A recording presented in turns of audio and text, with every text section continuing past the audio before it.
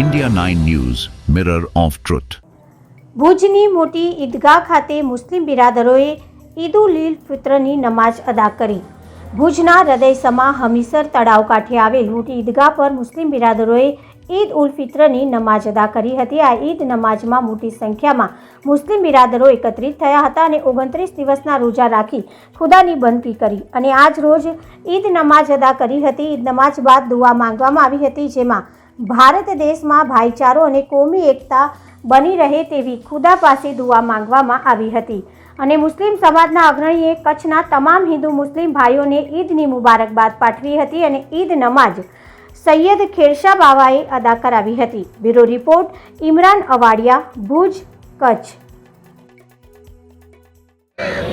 आज अल्हम्दुलिल्लाह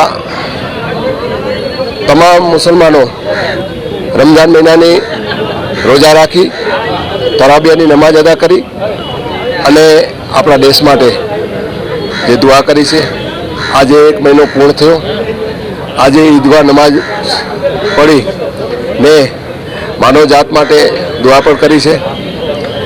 આપણે બધે દેશવાસીઓને આજના દિવસને ખુશીના દિવસે ઈદની મુબારકબાદી પાઠવીએ છીએ અને આ વર્ષે આખા દેશની અંદર અમન અને શાંતિ રહે અને માનવ જાતને બહુ તરક્કી મળે તેવી ખાસ દુઆ કરીએ છીએ આપણે।